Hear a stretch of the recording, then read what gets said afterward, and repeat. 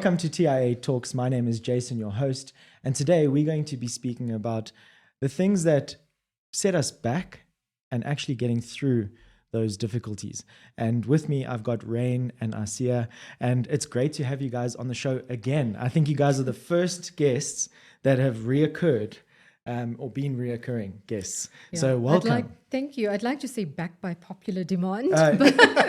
Yeah, I demanded you guys. But I think, thank you so much. It's always a pleasure and a privilege to be invited by TIA anything. Yeah, well, we know that you are one of the fans, you fangirl over, the super fan. I want to say me, but more TIA Talks maybe. Yeah, you are the super fan of TIA. Yes, that's why I was so disappointed that the AI caricature didn't recognize that I was a super fan. I'm like, I have such a huge footprint in terms of TIA, and AI somehow did not pick that up. And besides TIA, just remind the listeners what you actually do and where you fit into the whole insurance space.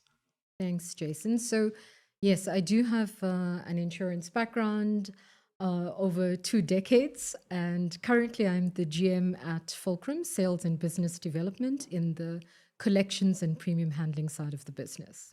I'm sure someone's going to remember that description. The only difference is now GM. Or no, has it always been? It was always GM. Okay, perfect. I thought it wasn't. My bad. Rangel. I call him Rangel because we met on TIA. Season 10? Yeah, it was season 10. The best season. Yeah, the one that just didn't make it onto TV. Rangel, you were my angel behind the scenes, and then you beat me. So welcome back. Thank you. Yeah. Privileged to have beaten you and to be back. Yeah. Wow. Okay, we're going to start there. It's going to be a spicy episode, this one. Rangel, what do you do? Where do you fit? I know that you are at the big purple place we call Hollard. Yes. So I'm a business development manager and a broker consultant for Hollard Insure, specifically in the Joburg region. And I think from the past, I've been involved with TIA since season 9, but season 10 obviously being the defining one for me. And I've always been a fan and involved with it because I believe it adds so much value to the industry. Did you enter before you joined our season? Yes, I did. I did not know this. Okay. Part of why I'm resilient. Okay, well, that's exactly it. That's where I'm going to kick it off. So, Rain, what happened there? So you were in the season prior to ours as well. Yes. 100%. Where did you come there? What happened there? You don't get a lot of feedback in terms of what you did or didn't do, obviously, up until a certain point, just because of the volumes that you're involved with in TIA. But you do chat to the judges and the people afterwards just to kind of gauge what went wrong, what went right. And unfortunately, I think the year before us, maybe I wasn't ready, or maybe there were stronger contestants. I think there's a number of factors that get involved in judging and scoring people. And as you go through it, then you naturally develop. I think the first time that I spoke, I was very nervous. And you can tell that when the judges are scoring you, when you're doing your presentation, and now it feels like second nature. Yeah. But so you got through to, did you go through to the knockout stages or in the first one? Or did you just get through to the beginning? I think the format changed a couple of times, but I think I got cut out just before the top 20 were announced. So. Okay. And then you came in the top 3 in our year. Yeah, which is insane. You were one of the best competitors all along. I was just going to say his plan was to infiltrate the camp. Yeah, and to check it all out and then keep a low profile and then get to top 3. But maybe it also speaks to preparation, and actually using past experience to kind of benefit you in the next season. I mean, Darius, I think from the previous season also was out in our season. He didn't make our top 20, 100%, and then. Or top 10, I think it was. I'm not even sure. And then he came 3. In the top 3 in the next season, which was on TV. Yeah. So, I mean, what did you take some learnings out of that? What happened from that first season to the second one? And also, why did you enter again? You and Darius entering again takes big kahunas, because I can't say anything else on camera. But it really does, because you've almost, I don't want to say failed the first time, but I'm sure it was a disappointment for anyone that enters to not make the next round. So it was a disappointment, I'm sure. Yeah. I think everyone goes in with a kind of perception of, okay, well, we'll see what happens, and we'll do our best, and I think in the background everyone is wanting that result of like, yes, top 20, top 10, blah de blah. So when you get the news that you didn't make the cut, then obviously you have disappointment. It's natural, and I think from my perspective, at least, I can't speak for Darius's, but you definitely learn. But I think over and above that, you are given the opportunity to become more adaptable. Because when you face that first rejection, then you kind of go, okay, well, where can I improve? And sounds like my love life. And what I've seen in the past is, if you take a look at the history of TIA, the people who have come back and made it further are the people who go through a period or a moment of self-reflection, like, okay, what could I have done better? How could I improve? Just something personal to you. Yeah, and it's the hero's journey at the end of the day. It's what every story is, every good story is written like that. It starts with, I don't know, an origin story, and then ends with, well, in the middle, it's got that denouement or whatever it's called, where there's a dip and it's just a horrible time, but it's a learning moment where the hero has to go through it to actually get to the end and to reach that climax at the end of the day, So kudos to you, because you were probably one of the stronger competitors in our year. I mean, you beat me, so I'm going to say that with all humility. I think it's also a perfect definition of what resilience is, right? You mentioned the word, it is all about adaptability. I think people sometimes confuse resilience with toughness, and it's actually not that. It's the speed of your recovery. So in order to recover quickly, you have to be open and adaptable to change. So I think he's a living example of that. Okay, hold up. So let's define resilience, because I thought it was like toughness. Okay, so I was completely wrong about what resilience is. So Asiya, what do you think? So, it's not just my opinion, because I do a lot of coaching and mentorship. And the definition is, in terms of resilience, it actually is said that it is not equated to toughness, which I think a lot of people mistaken it with. And they think I must just, have this cold exterior and not feel what I'm feeling in terms of disappointment. But it actually is the speed of recovery. So for me personally, I can reduce it to these 3 R's that I use, and I'm rolling my eyes. But it's release, release and refine. Release, redirect, and refine. Sorry, I was wondering what that third one was. So release, redirect, and refine. Yeah, that's why I wrote them down. Yeah, that's pretty cool. Yeah. Explain them. So what do you release? So the thing is, in terms of, if we use Rain as an example, right? He entered the TIA, obviously. Rain, you are the example. Okay. With the best of intentions and with the most positive outcome, hopeful for the best outcome. And it didn't happen. So the release is to let go as quickly as possible. But we must not confuse this with not having the ability to feel what you're feeling. So you're not a robot. You must also give yourself space and time to mourn and to grieve whatever you're losing, right? Because in some people's lives, it could be loss of a job, you could get retrenched, you could lose a relationship. So you must allow yourself to feel what you're feeling. So that's the release part. And the redirect is then sitting with yourself. And I know that you said you didn't really get too much feedback, but he obviously had to do some introspection and to figure out, what can I do differently? At the same time, and this is especially when people are in the employment space and they're looking for work, sometimes the redirect has to come a lot sooner, because maybe that's not the door you need to keep knocking on. So are you saying redirect like actually the direction of which way I'm going. Yeah, but redirect in that to reset. Okay. So I'm not saying you must stop going towards what you want to do. I mean, he tried again. So redirect does not mean choose a different path, just redirect your thoughts. Okay. And refine, again, refine is the polishing bit of it, right? So if he is aware of what he could have done differently, and clearly you were able to do that, because look at how far you then did come. In an employment situation, it's just like maybe upgrading your resume. Yeah. You know, in relationships, maybe going for something that's not your typical type. Yeah. you know, so yeah, release, redirect, and refine. Yeah. Okay, sure. I'm learning so much. Also, so you said you coach. What do you coach? So I found that it was a very sort of like natural transition. As I mentioned, I've been in the insurance and financial services industry for over 2 decades. And I think what triggered this was when I was part of the IIG Roots and Wings mentorship program.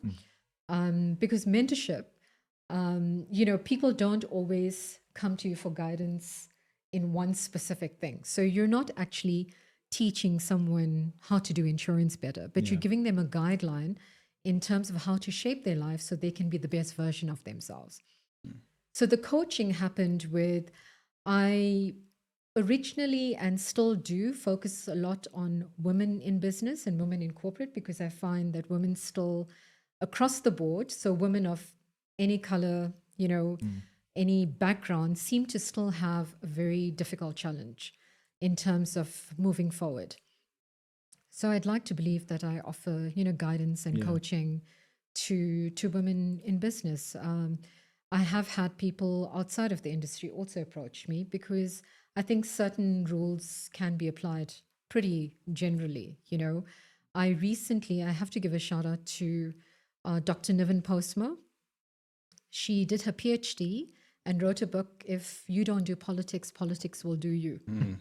So You guys know it. Yeah. Nice Yeah. one. Another So- thing I You don't should know read today. more. It's a brilliant read. I will definitely highly recommend it, because there is no such thing as I don't do politics. And there's no such thing as there aren't any politics. It's just about how you leverage it. It doesn't always need to have a negative connotation, you know, or come from a point of being vindictive or manipulation. Any environment where there are people, there's always that human element of dynamics, and you need to be able to leverage that to have the best outcome for you and the people that you work with. And I think that also ties in, like leveraging politics ties in with resilience, right? Yeah. Being adaptable to change, new environment. How do I evolve along with it and move forward, instead of just like getting all depressed because nobody likes me or I'm not good at what I do. It's about being able to just get up and move forward. Yeah. Do you grow into resilience over time? I was literally about to touch on that. Okay, so touch on it, please, Rain. So touching. So I Don't think touch it a on lot the of studio. people, Yeah, this is my studio. I think a lot of people have this misconception that you are born with, either you're a resilient person or you're not.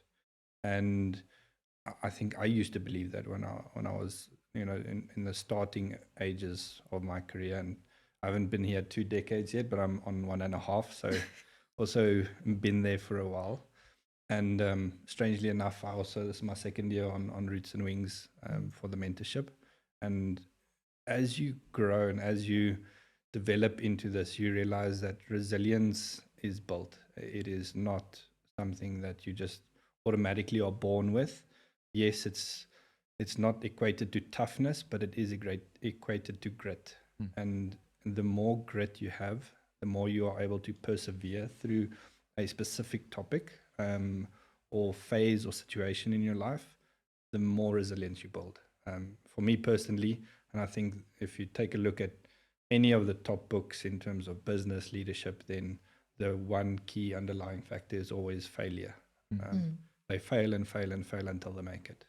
And that's what builds resilience, is that ability to face the difficult discussions, the hard outcomes, the failures, and then build on it. That to me is how you build resilience, and it's not inherent. You have to work on it. Yeah, because it sounded like you can only get resilience kind of through terrible Hardship. times, hardship. But maybe you highlighted there, it's probably discomfort as well. So seeking discomfort in a way, and when you go through that discomfort, then you kind of build that toughness or that grit, because you have to get through it. I mean, I hate a difficult conversation on the phone, and I probably always will hate those type of conversations, but they are much easier after doing them for 10 years, So would you say it's a little bit of both, seeking discomfort and probably going through something, or how would you build it otherwise? Um, I, if I could say, I think we mustn't think that you have to suffer in order to build character. Okay. I think one needs to have this understanding of not being an entitled individual. So for me, maybe I had the advantage of being Gen X and growing up in the 80s. And, we all are a bunch of tough people because, if you injured yourself or someone was rude to you, it's Yeah, like, get up. but did you die? Yeah, did you die? That kind of thing. So I think people of my generation have that advantage already. And I found that, over the decades with millennials and Gen Z, and now we have, I think it's Alpha, people have become a lot softer.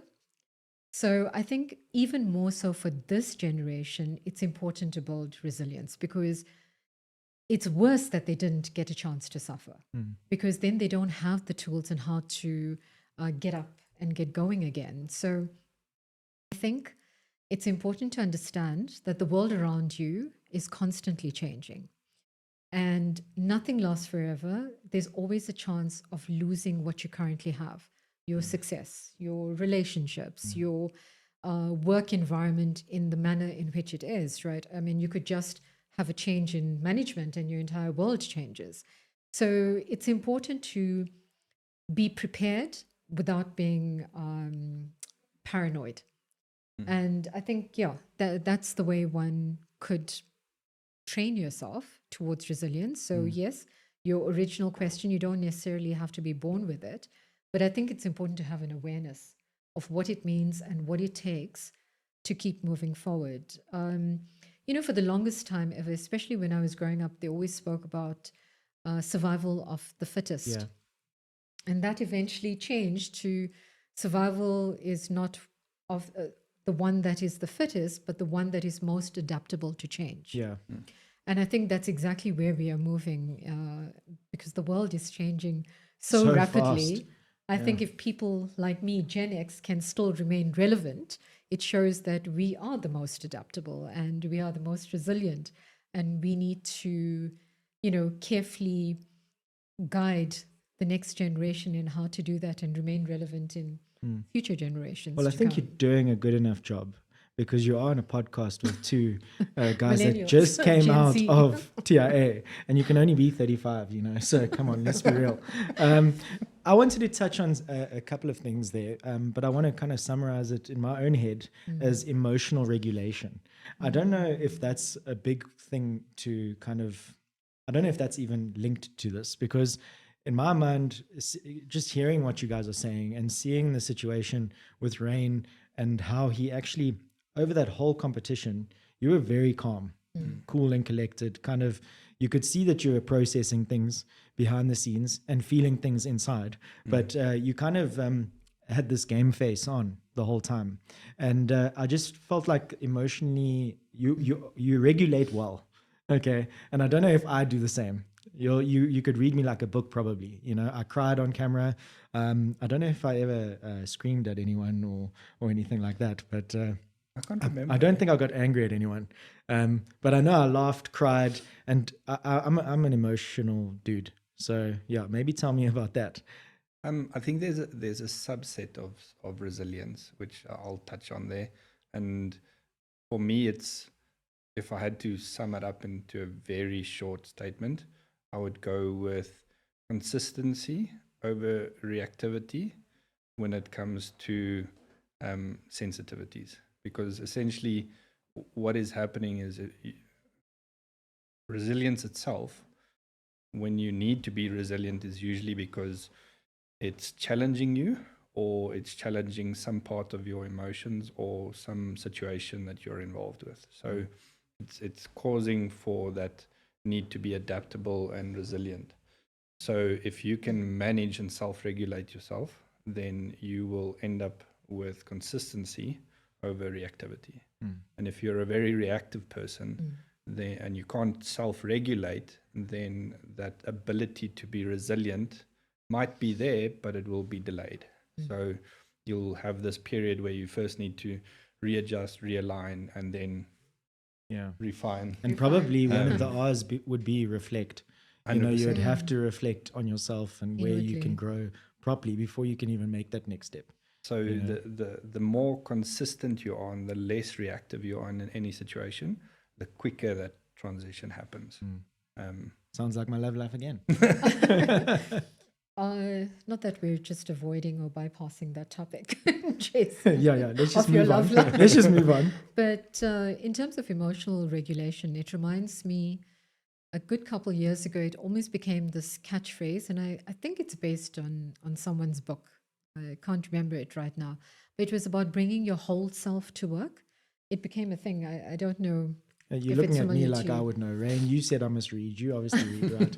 Okay, well, Yeah, and I remember mine was the unpopular opinion where I disagreed with bringing your whole self to work. And just hear me out on this. For example, if you're a racist person, I don't want you to bring your whole self to work. So you need to regulate yourself, right?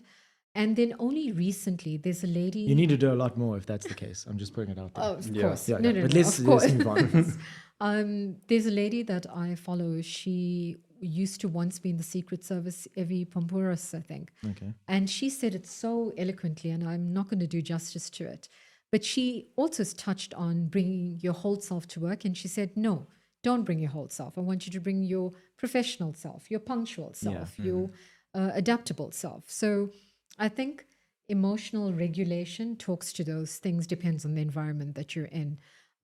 If you're overly dramatic or you are very reactive, that's not going to make for a pleasant work environment. I think people forget that we're supposed to all be there towards one purpose, one goal.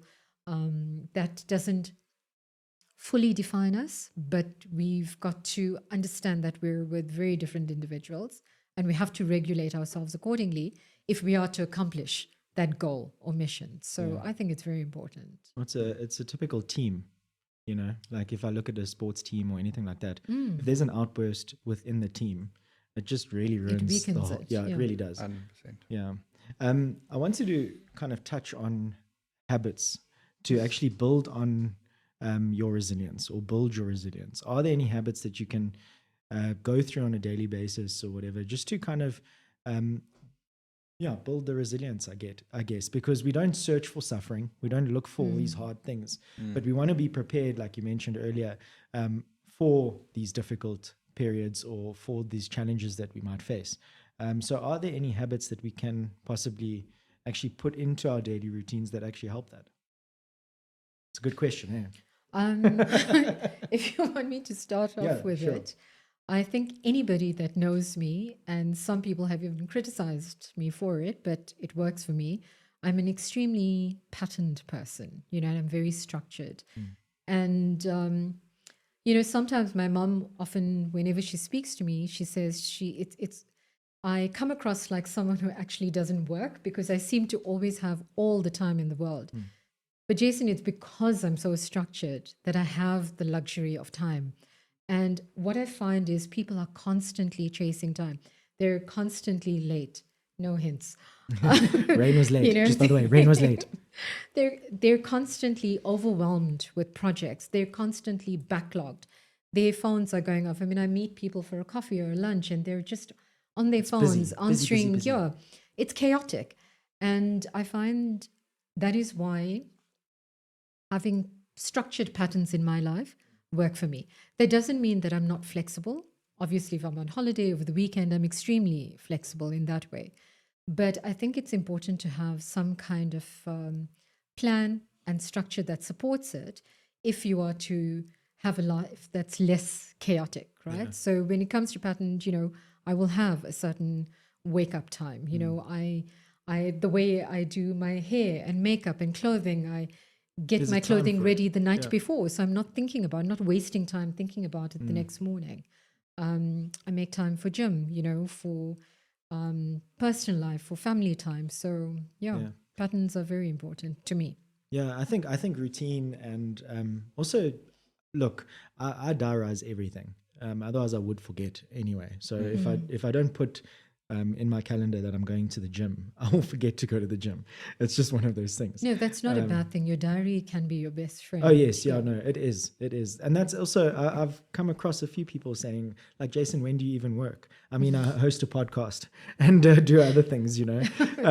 But Apart from playing golf. yeah, apart from playing golf. But Rain, what would you say your habits? What has helped you build? Maybe let me rephrase the question. What has helped you build the resilience that you have?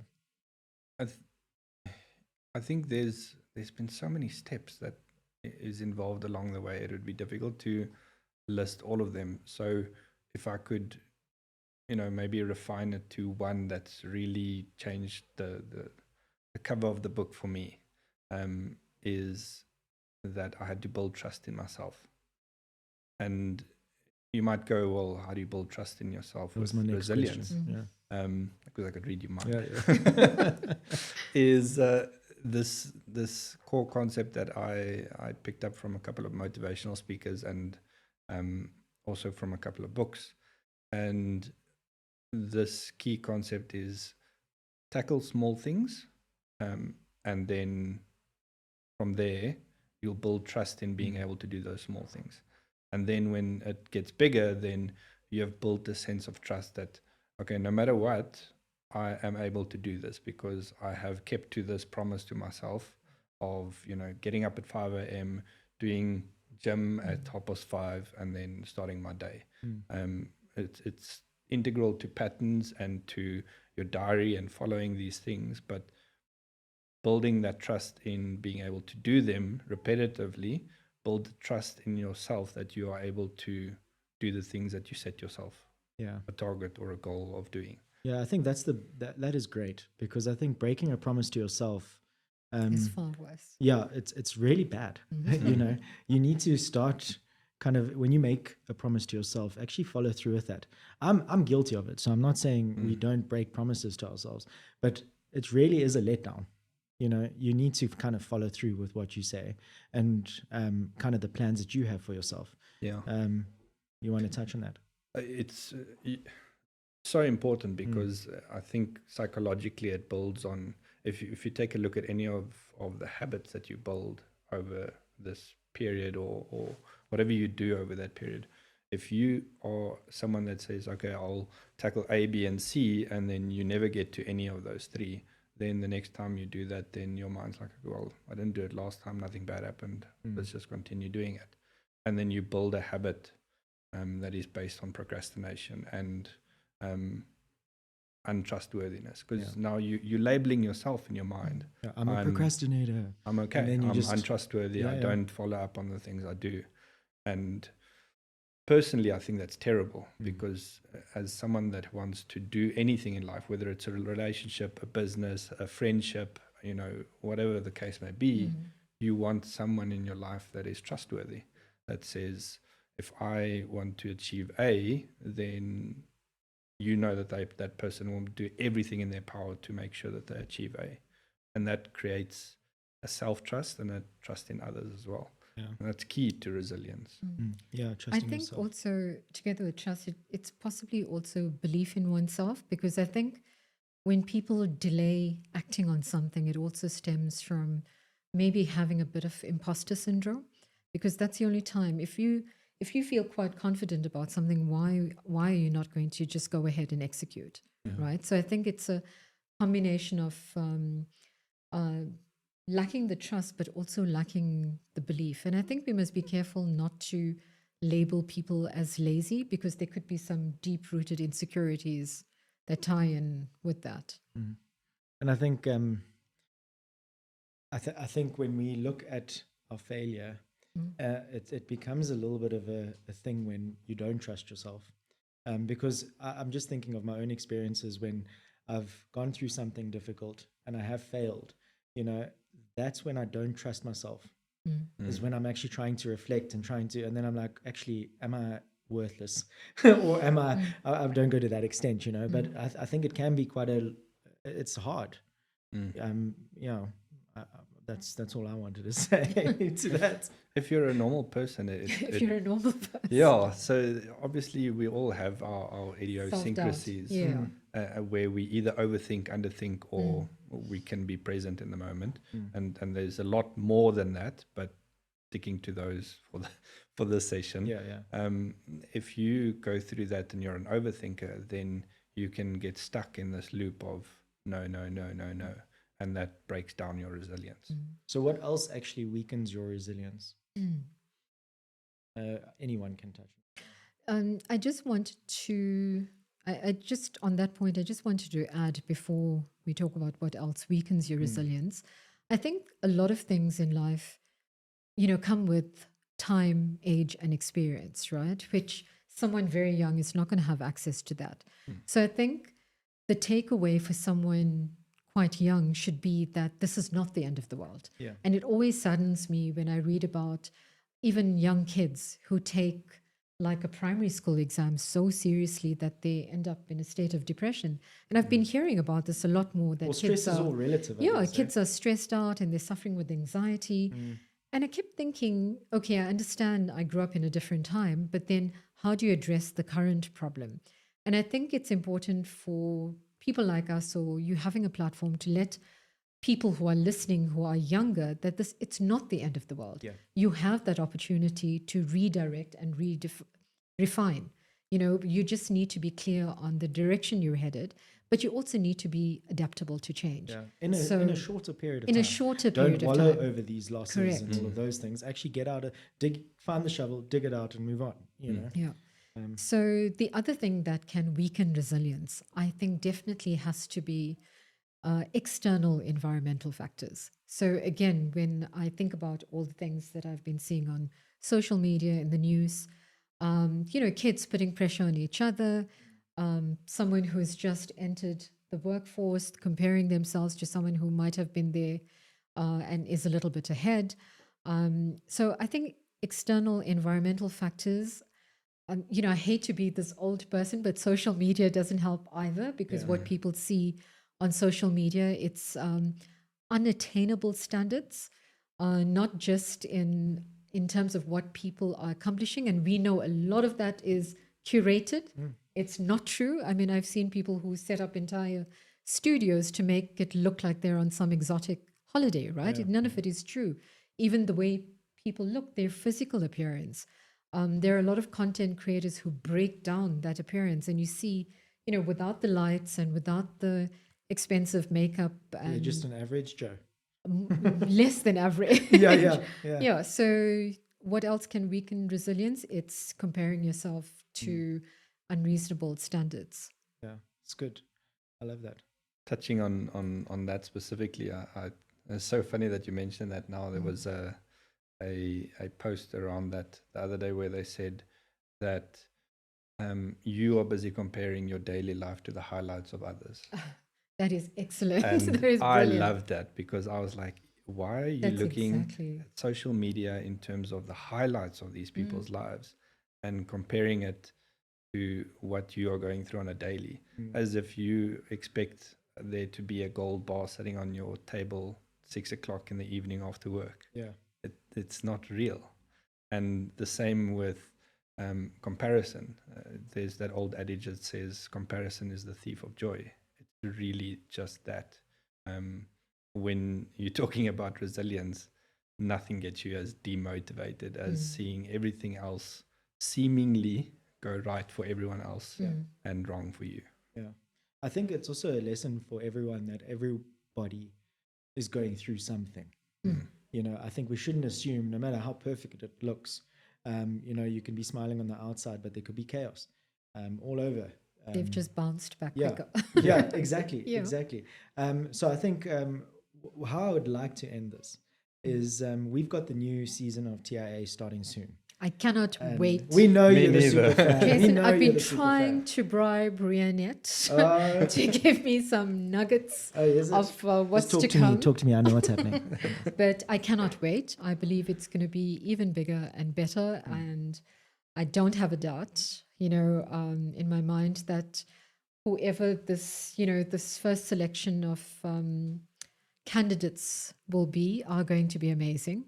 So I cannot wait. Yeah, I think every year it's just getting better and better in terms of the competition, the people, quality. and the competition itself. To be honest, I mean, the tasks are getting a bit better. A lot more hardcore. Set is Yeah. going to be incredible, I'm sure. Rain? I mean, if I could enter again, I would. Just short of that cut So- off point. so eh? I haven't hit first yet. Yeah, so- but you are 35, so let's just be real. How I wanted to end it was all those people that are entering TIA, and maybe the guys that have made it or going to make it through to the next round of TIA. What would you say to them going into the competition, and as advice in terms of resilience, thinking resilience? How can they be resilient throughout the competition? Do you have any advice for them? I think I'll start with you, Rain. That's a really good question, actually. If I had to pick one, I would say don't throw away long-term aspirations and goals for short-term outcomes. I love it. That's Love it. amazing. And I want to just reiterate what Rain said. We need to clip that, and you guys need to watch it again, because I promise you, that people forget that it is a competition in the industry that you work. Number one, and all eyes are on you, and you have to represent your employer well.